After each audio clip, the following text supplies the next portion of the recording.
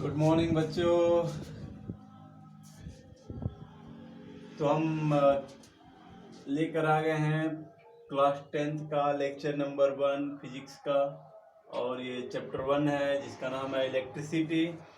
तो आइए शुरू करते हैं। My name is Nitesh Yadav, और शुरू करते हैं ये चैप्टर। तो चलिए, इस चैप्टर का नाम है इलेक्ट्रिसिटी। तो इलेक्ट्रिसिटी होती क्या है? It is the phenomena related to static और मूविंग चार्ज। कोई चार्ज रेस्ट में है या कोई चार्ज मोशन में है, उससे रिलेटेड जो भी फिनोमिना होगा वो सभी के सभी इलेक्ट्रिसिटी में आएगा। अब इलेक्ट्रिसिटी भी दो टाइप की हो सकती है। एक तो चार्ज रेस्ट में हो तो उसे बोलेंगे स्टैटिक इलेक्ट्रिसिटी या फिर इलेक्ट्रोस्टैटिक्स, ठीक है, जिसे आप लोग 12th में पढ़ेंगे। और दूसरा हम लोग देखेंगे जब चार्ज मोशन में है तो उस समय जो होगा हमारा इलेक्ट्रिसिटी का टाइप जो हो जाएगा वो हो जाएगा इलेक्ट्रोडायनेमिक्स। क्लियर है? तो ये आप लोग आगे पढ़ेंगे। तो इसके बारे में बहुत ज़्यादा जानना नहीं है, बस आपको ये जानना है कि इलेक्ट्रिसिटी होती क्या है। तो आइए चलते हैं हम लोग आगे। और इस आगे चैप्टर में जो हम लोग का फर्स्ट टॉपिक है वो है according to NCERT electric current and circuit. ठीक है, इलेक्ट्रिक करंट एंड सर्किट। तो आइए बात करते हैं इलेक्ट्रिक करंट एंड सर्किट के बारे में।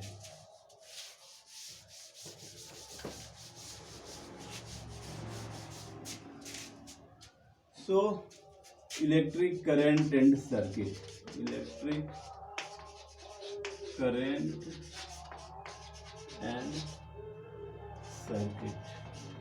चलिए, तो अब इस सर्किट को हम लोग साइलेंट रखते हैं कि भाई तू सर्किट बाद में आना, ठीक है। अभी हम लोग इलेक्ट्रिक करंट के बारे में पढ़ लेते हैं पूरा, फिर सर्किट के बारे में जान लेंगे, ठीक है। चलिए, तो इलेक्ट्रिक करंट क्या होता है थोड़ा इसके बारे में बात करते हैं। इलेक्ट्रिक करंट से पहले यहाँ पे एक टर्म आ रहा है current.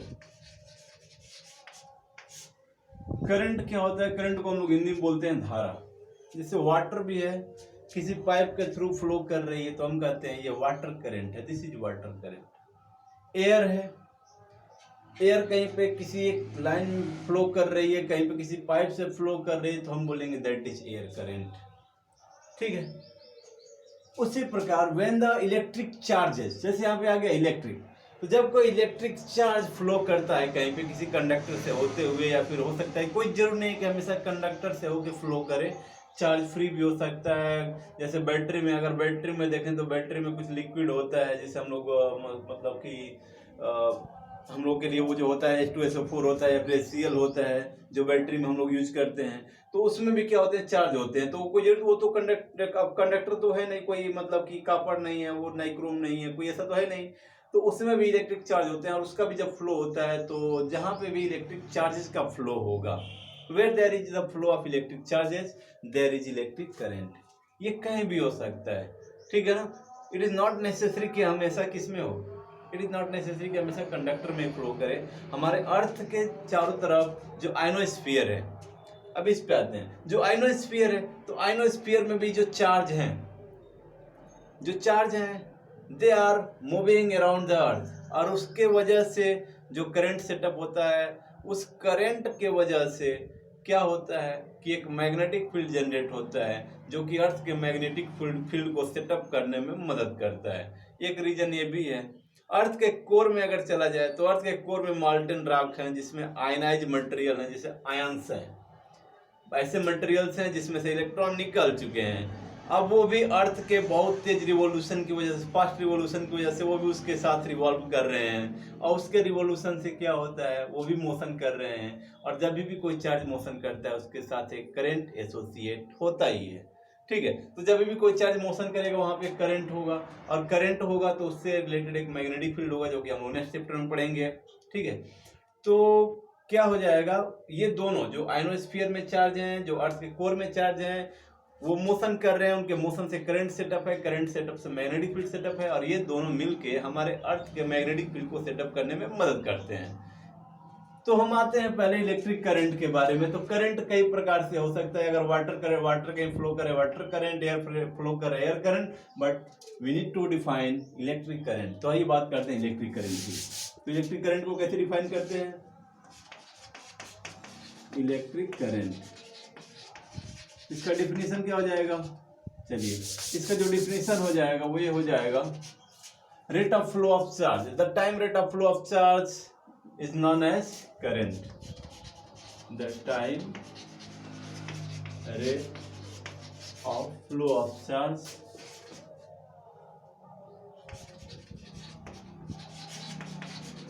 is known as current or is said to be current. Okay, and electric current is in general is represented by I. कुछ बुक्स में स्मॉल आई से रिप्रेजेंट किया है, कुछ बुक में कैपिटल आई से रिप्रेजेंट किया है। चलिए हम लोग कैपिटल आई से रिप्रेजेंट करते हैं। तो electric current is represented by I and I is what? Rate of flow of charge, that is time rate of flow of charge, मतलब charge per unit time. Charge को हम लोग Q से represent करेंगे, that is we can say that current is equal to charge per unit time. Okay, तो हम लोग इसको ऐसे लिखते हैं, I is equal to Q by T, where Q represents the electric charge and T represents the time in which the charge is flowing. Time duration, जितने duration में charge flow कर रहा है। क्लियर है? अब देखें यहाँ पर, तो इसकी एसआई यूनिट क्या हो जाएगी, या फिर हम कहें कि इसका यूनिट क्या हो जाएगा। तो यहाँ पे एक टर्म चार्ज आ रहा है जिसके बारे में अभी थोड़ा डिस्कस कर लेंगे, बट इसके पहले डिस्कस कर लेते हैं। जो चार्ज होता है, the SI unit of charge is Coulomb. इसका जो यूनिट होता है कूलॉम होता है। चार्ज का यूनिट क्या होता है? कूलॉम होता है। टाइम का एसआई यूनिट होता है सेकेंड, तो इसका हो जाएगा यूनिट कूलॉम पर second. But it's SI unit, SI unit क्या है? SI unit of electric charge, sorry electric current. SI unit जो इसका हो जाएगा दैट इज एम्पियर। वो क्या होता है? एम्पियर होता है।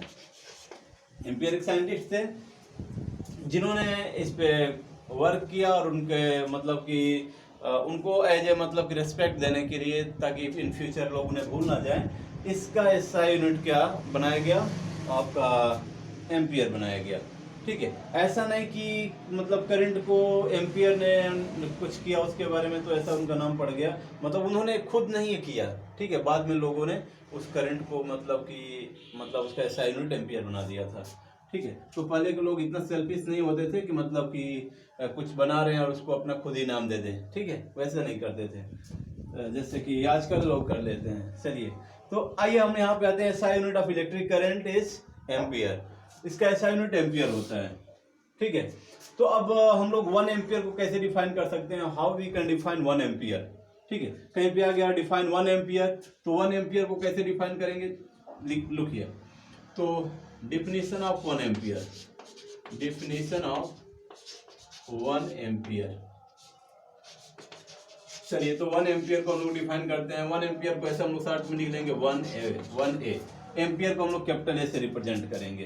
ठीक है ना, SI unit of electric charge ampere, इसको कैपिटल ए से रिप्रेजेंट करेंगे।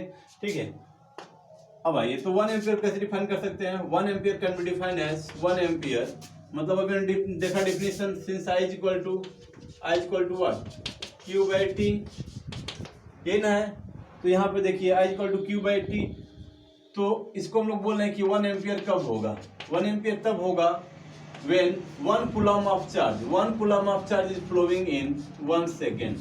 That is, if there is a flow of 1 coulomb charge in 1 second anywhere, अगर कहीं पे किसी भी कंडक्टर में मान लीजिए किसी कंडक्टर में किसी पार्टिकुलर क्रॉस सेक्शन से, ठीक है, 1 कूलॉम चार्ज पर सेकंड पास कर रहा है, 1 सेकंड में 1 कूलॉम चार्ज पास कर रहा है, तो हम कहेंगे कि उस कंडक्टर से 1 एम्पियर की करंट क्या कर रही है?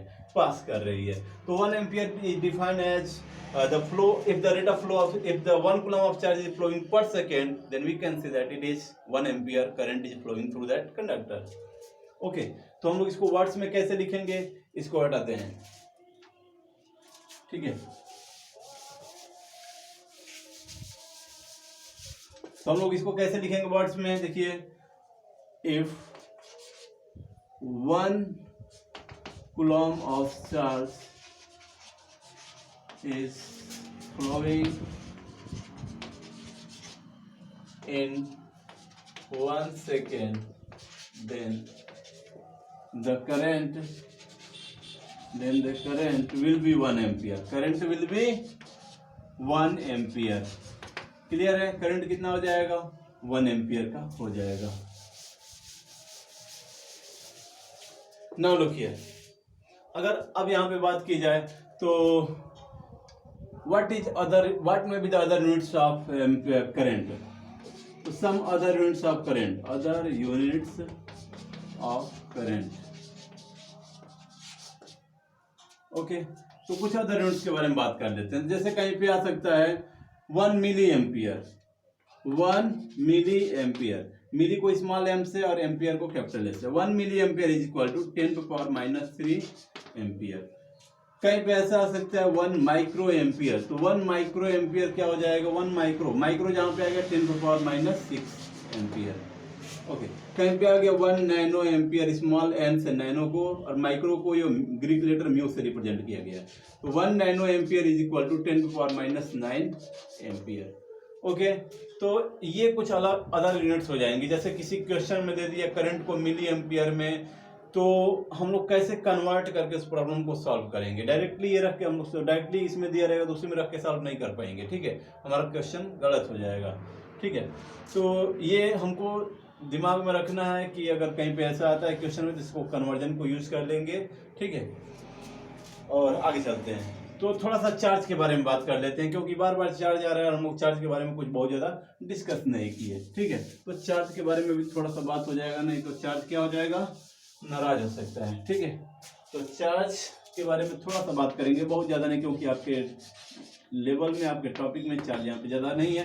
तो चार्ज क्या है, चार्ज देखिए किसी मटेरियल की एक ऐसी प्रॉपर्टी जिसकी वजह से दो मटेरियल एक दूसरे पे इलेक्ट्रिकल फोर्स अप्लाई करते हैं, ठीक है। तो लिखेंगे property of matter, property of matter due to which it responds electrical forces, it responds electrical forces, जिसकी वजह से इलेक्ट्रिकल फोर्सेस को रिस्पॉन्ड कर रहे हैं, हम क्या कहेंगे, वो प्रॉपर्टी क्या है, चार्ज है। देखिए, और कोई भी बॉडी क्या होती है, न्यूट्रल होती है। Naturally all the matter, naturally अगर नेचुरली बात करें, नेचुरली ऑल द सब्सटेंसेस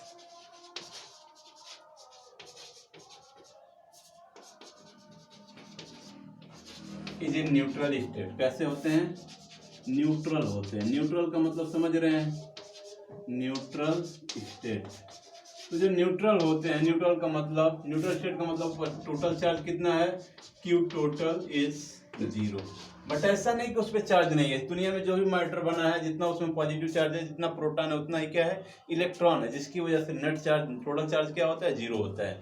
जब कोई इसमें से इलेक्ट्रॉन चुरा लिया या फिर प्रोटॉन इम्बैलेंस हो गया, मतलब किसी में इलेक्ट्रॉन की कमी हो गई या फिर किसी में इलेक्ट्रॉन की अधिकता हो गई, तो जिसमें इलेक्ट्रॉन की कमी हो जाती है वो पॉजिटिवली चार्ज जाएगा, और जिसमें इलेक्ट्रॉन की अधिकता हो जाएगी, जैसे इलेक्ट्रॉन एक्सेस इलेक्ट्रॉन, जैसे इलेक्ट्रॉन वहाँ पे हमने ले लिया कुछ इलेक्ट्रॉन, तो हम निगेटिवली चार्ज जाएंगे, क्योंकि अभी न्यूट्रल है। न्यूट्रल है तो इलेक्ट्रॉन किस कहीं से मिल गया, निगेटिव चार्ज हमको मिल गया, निगेटिवली चार्ज जाएंगे, और पॉजिटिव चार्ज मिल गया तो पॉजिटिवली चार्ज जाएंगे। या फिर अगर हमने कुछ इलेक्ट्रॉन्स को रिमूव कर दिया अपने से, तो हम क्या हो जाएंगे, पॉजिटिवली चार्ज जाएंगे। क्लियर है। तो बहुत सारे वेज हैं। चलिए, तो ये चार्ज के बारे में बात है। चार्ज का एसआई यूनिट क्या होता है, एसआई यूनिट ऑफ चार्ज। अगर चार्ज की एसआई यूनिट के बारे में बात करें तो SI unit of charge is coulomb. क्या होता है, SI unit of charge is coulomb, ठीक है, कूलम्ब। इसको हम लोग कैपिटल सी से रिप्रेजेंट करेंगे प्रॉब्लम्स में, ठीक है, कूलम्ब। तो अदर यूनिट्स क्या हो जाएंगी इसकी, अदर यूनिट्स जैसे भी पहले बताया वैसे भी इसकी भी कुछ अदर यूनिट्स में दे सकता है क्वेश्चन में। तो अदर यूनिट्स क्या हो जाएंगी, जैसे अदर यूनिट्स हो जाएगा हमारा मिली कूलम्ब। मिली को हमेशा स्मॉल एम से और कूलम्ब को कैपिटल से। तो 1 milli coulomb is equal to 10⁻³ coulomb, and 1 micro coulomb is 10⁻⁶ coulomb, ठीक है, and 1 nano coulomb is equal 10⁻⁹ coulomb. और भी होता है 1 पीको होता है, जहाँ पीको आता है 10⁻12 लगाते हैं, लेकिन लिख ही देते हैं 1 pico coulomb is equal to 10⁻12 coulomb. Clear. तो ये सारी बातें हैं कि चार्ज के बारे में हमको पता होना चाहिए कि कोई मैटर न्यूट्रल होता है, उसमें जितने इलेक्ट्रॉन होते हैं उतने प्रोटॉन होते हैं, इसलिए वो न्यूट्रल होता है, जितना निगेटिव चार्ज जितना पॉजिटिव चार्ज। बट अगर उसमें कुछ इलेक्ट्रॉन निकाल लिए जाए तो पॉजिटिवली चार्ज जाएगा, और कुछ इलेक्ट्रॉन उसे दे दिए जाए तो नेगेटिवली चार्ज जाएगा, ठीक है। तो ये सारी बातें हैं चार्ज के बारे में। क्लियर है। चलिए, तो चार्ज के बारे में हम लोग बहुत ज़्यादा डिस्कस नहीं करेंगे, आप लोग के लेवल में थोड़ा सा और डिस्कस कर लेते हैं। एक टर्म आता है क्वांटाइजेशन ऑफ चार्ज, जो जिसपे कि कुछ प्रॉब्लम्स, आपका एक प्रॉब्लम दिया हुआ है एनसीईआरटी में, थोड़ा उसके बारे में। तो क्वांटाइजेशन ऑफ चार्ज के बारे में थोड़ा समझ लेते हैं। वैसे क्वांटाइजेशन नाम से नहीं दिया है, ठीक है, इसका नाम वैसे यूज कर लिया है, तो क्वांटाइजेशन ऑफ चार्ज कर देते हैं हम लोग इसको। क्वांटाइजेशन ऑफ चार्ज देखिए क्या बताता है, ये रूल बताता है ना कि चार्ज हमेशा किसी भी बॉडी पे इलेक्ट्रॉनिक चार्ज के इंटीग्रल मल्टीपल के बराबर होंगे। That is charge on any body is in form of integral multiple, is in form of integral multiple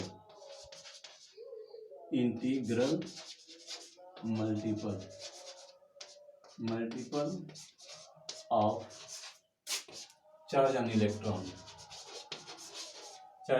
या फिर electronic charges, charge on electron. और इलेक्ट्रॉन पे जो चार्ज होता है हम लोग जानते हैं कितना होता है, -e के बराबर होता है। और +e कर दें तो उतना ही चार्ज क्या होता है, प्रोटॉन पे होता है। और e की जो वैल्यू होती है, वो कितनी होती है, 1.6 × 10⁻⁻19। अगर यहाँ पे माइनस लगा दिया तो इलेक्ट्रॉन पे चार्ज हो गया, अगर यहाँ पे प्लस लगा दिया तो उतना ही प्रोटॉन पे चार्ज हो गया। क्लियर है? तो ये इतना चार्ज होता है, इतना कूलम चार्ज होता है हमारा किस पे, इलेक्ट्रॉन पे। ठीक है, तो हम कह सकते हैं किसी भी बॉडी पे जो चार्ज है, अगर Q कूलम चार्ज है तो Q कूलम या तो E हो सकता है, या तो 2E हो सकता है, या तो 3E हो सकता है, या फिर ये भी हो सकता है -E हो सकता है, -2E हो सकता है, -3E हो सकता है, एंड सो ऑन। ऐसा नहीं हो जाएगा कि 1/3 हो, 1/2E हो, मतलब कि 1/2, मतलब फ्रैक्शनल इलेक्ट्रॉनिक चार्ज किसी बॉडी पे नहीं होते हैं। या एक बॉडी से दूसरी बॉडी पे भी ट्रांसफर होने तो एक इलेक्ट्रॉन ट्रांसफर होगा, 2 इलेक्ट्रॉन ट्रांसफर होगा। ऐसा नहीं कि आधा इलेक्ट्रॉन इस पे, आधा इलेक्ट्रॉन ट्रांसफर हो जाएगा, ऐसा कभी भी नहीं होगा। क्लियर है? तो इसी को हम लोग शॉर्ट में लिखते हैं, इसी को हम लोग ऐसे बोलते हैं, electronic charge on any body is integral multiple of electronic charges. It में भी निगेटिव, इट में भी पॉजिटिव, जैसे भी चार्ज है। क्लियर है? इसको कुछ लोग ऐसे भी लिखते हैं +-Ne। प्लस चार्ज हो तो +Ne, माइनस चार्ज हो तो -Ne। ठीक है, बट हम लोग नॉर्मली इसको ऐसे लिखेंगे Q = N × E। N क्या है, where N is 1, 2, 3 and so on. Clear है? चलिए, तो हम लोग बात करते हैं चार्ज के बारे में, हो गया बहुत सारी बातें। ठीक है, आगे हम लोग बात करते हैं कुछ सर्किट के बारे में बात कर लेते हैं।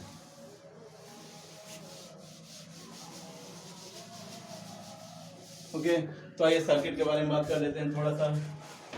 तो देखते चलते हैं टॉपिक क्या क्या है। तो चलिए, इलेक्ट्रिक सर्किट क्या होता है। जैसे यहाँ पे एनसीईआरटी में एक बहुत बढ़िया बनाया है, तो इलेक्ट्रिक सर्किट, चलिए हम लोग इसे लिख देते हैं, इलेक्ट्रिक सर्किट। तो इलेक्ट्रिक सर्किट क्या होता है, तो देखिए हम इसका सीधे डिफिनेशन लिखते हैं। It is close conducting path, ये कहीं पे ब्रेक नहीं होना चाहिए। It is close conducting path का मतलब समझते हैं, रास्ता।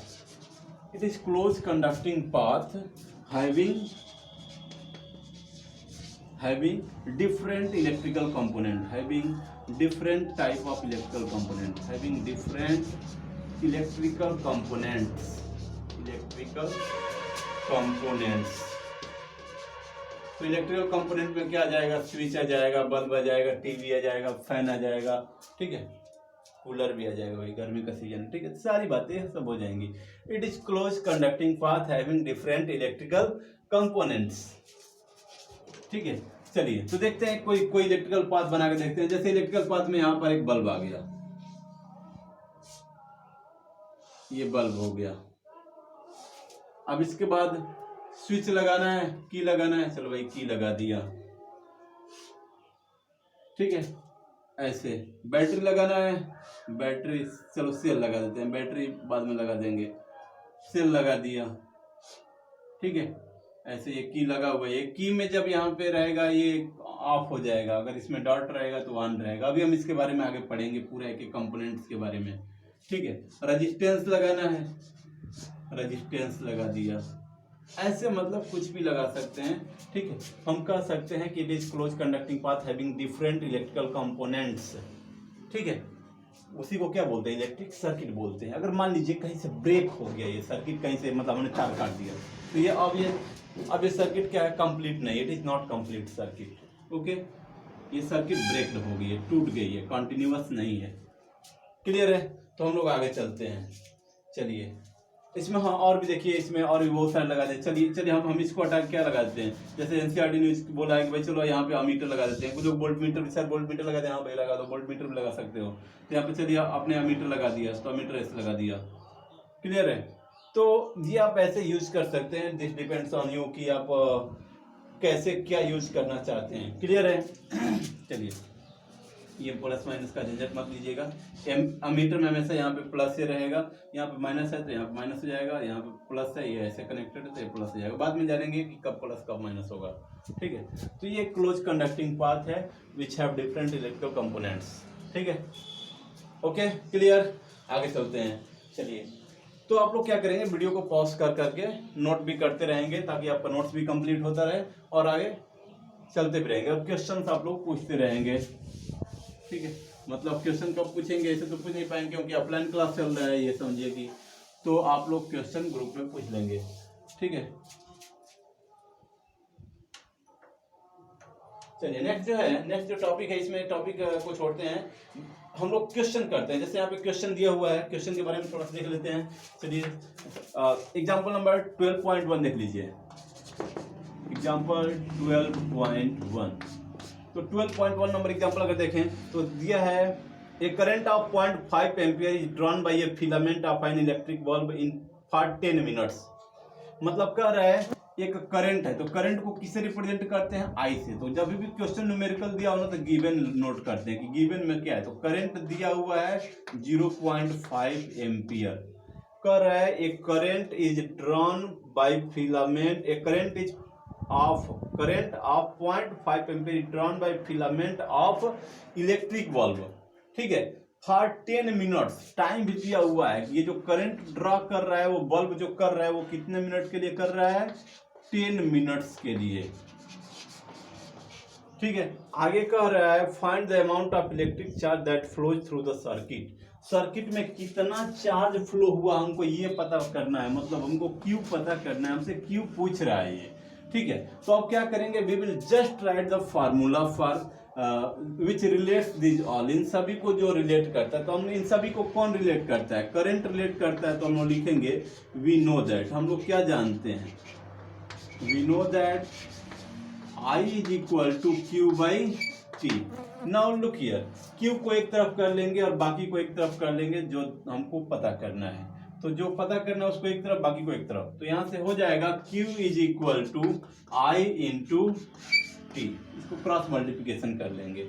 अब यहां पर देखेंगे तो I की वैल्यू दिया है 0.5 एम्पियर, 0.5 एम्पियर इंटू, देखिए ये एम्पियर है, एसआई यूनिट में है भाई, अच्छा है। बट ये 10 मिनट्स जो दिया है इसको यहीं पे कन्वर्ट कर लेंगे, क्योंकि हम टाइम को हमेशा उसके एसआई यूनिट में सेकंड में यूज करेंगे, मिनट में यूज कर देंगे तो फिर तो गड़बड़ हो जाएगा कहानी।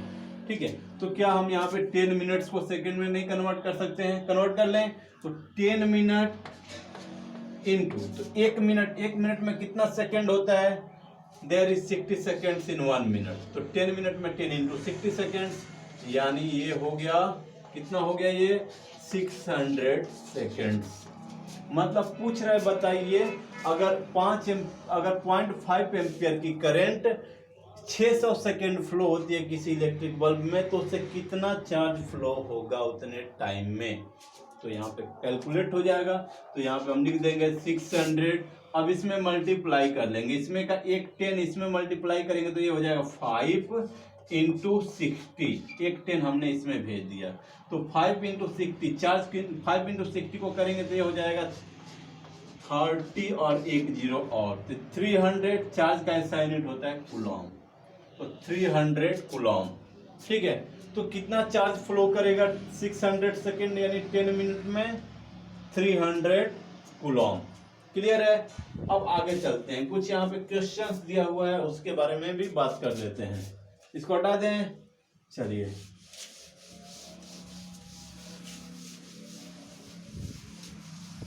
तो इसके बाद जो दिया हुआ है, इसके बाद देखिए क्या दिया हुआ है,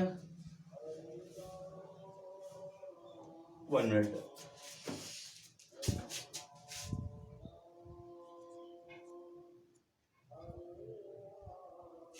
ओके चलिए, तो इसके बाद जो दिया हुआ है उसके बारे में भी थोड़ा बात कर देते हैं। What does an electric circuit mean. देखिए अभी इसके बारे में बताया हम, इलेक्ट्रिक सर्किट होता क्या है। तो electric circuit is a close conducting path having different और वेरियस इलेक्ट्रिकल इंस्ट्रूमेंट, या फिर हम कह सकते हैं इलेक्ट्रिकल कंपोनेंट्स।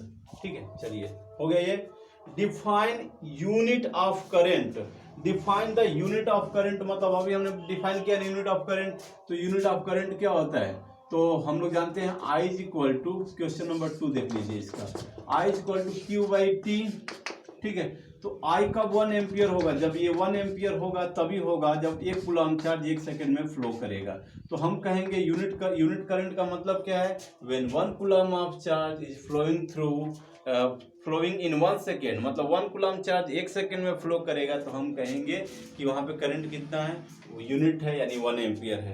ठीक है, define the unit of current. तो यूनिट ऑफ करंट क्या हो जाएगा, अगर यहाँ से देखें तो unit of current is also coulomb per second और 1 एम्पियर, ऐसे भी कह सकते हैं। देखिए करंट का एक और यूनिट क्या होता है, कूलम पर सेकेंड। इसका कूलम और इसका सेकेंड, तो कूलम पर सेकेंड भी इसका यूनिट होता है। इसको कुछ लोग ऐसे भी लिख सकते हैं, आर कूलम और सेकेंड को ऊपर लेके जाएंगे तो सेकेंड का power -1 coulomb per second.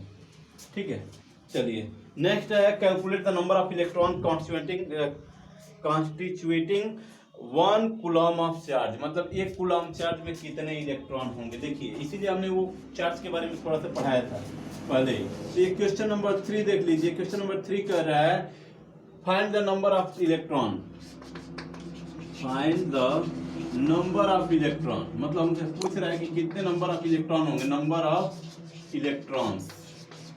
Find the number of electrons in 1 coulomb.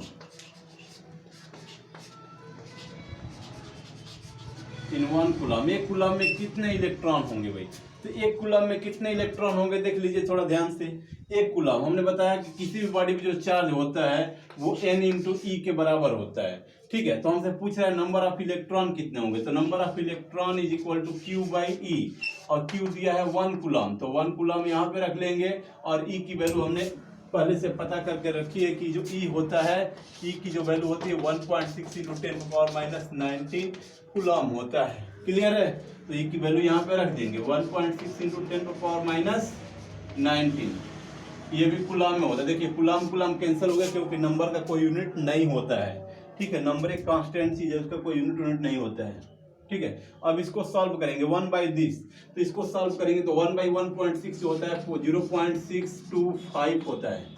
ठीक है, और -19 ऊपर जाएगा तो हो जाएगा हमारा +19, तो इंटू 10 का पावर +19 हो जाएगा इतना। अब इसको थोड़ा और भी अगर अच्छे से सॉल्व करें, यहाँ पे लिख लें, चलिए n इज इक्वल टू हो जाएगा, यहाँ से देखिएगा, यहाँ से यहाँ लिख रहे हैं, थोड़ा ध्यान दीजिएगा। ठीक है, तो n की जो वैल्यू हो जाएगी, इसमें एक 10 इसका देखिए 10⁻19 है, तो एक 10 ले लेंगे तो 10⁻18 हो जाएगा। इसको इधर भेज देंगे, 10 से मल्टीप्लाई करेंगे तो डेसिमल यहाँ से यहाँ आ जाएगा, ये यहाँ से यहाँ शिफ्ट हो जाएगा। चलिए ये हो जाएगा 6.25 इंटू 10⁻18 इलेक्ट्रॉन्स, मतलब इतने इलेक्ट्रॉन्स हो जाएंगे, इतने इलेक्ट्रॉन्स हो जाएंगे कितने, 1 कूलम में। तो 1 कूलम देख रहे हैं, 1 कूलम इज वेरी लार्ज, इतने ज्यादा इलेक्ट्रॉन होंगे। 10⁻³ होता तो 1000 इलेक्ट्रॉन होते, ये 10⁻5 होता तो 1 लाख होते, लेकिन ये तो 10⁻18 है, बहुत ज्यादा है। ठीक है, तो 1 coulomb of charge is very large amount, that is it contain very large amount of electrons, इसमें बहुत ज्यादा नंबर ऑफ इलेक्ट्रॉन्स होते हैं। क्लियर है, तो इस लेक्चर को हम यहीं पे रोकते हैं, यहीं पे स्टॉप करते हैं, क्योंकि वीडियोज बड़ी हो जा रही है तो अपलोडिंग में दिक्कत होगी। ठीक है, तो आप लोग ये देख लीजिएगा। नेक्स्ट हम जैसे ही आएंगे, नेक्स्ट हमारा टारगेट रहेगा पोटेंशियल को लेके आए, पोटेंशियल के बाद और potential, Ohm's law, etcetera etcetera. तो जो भी है ना, तो हमें लगता है कि 2-4 दिन के अंदर, 4 दिन लगातार मतलब लेक्चर आ जाए तो आपका ये पहला चैप्टर खत्म हो जाएगा, क्वेश्चन भी खत्म हो जाएंगे। ओके, मिलते हैं नेक्स्ट टाइम, बाय बाय।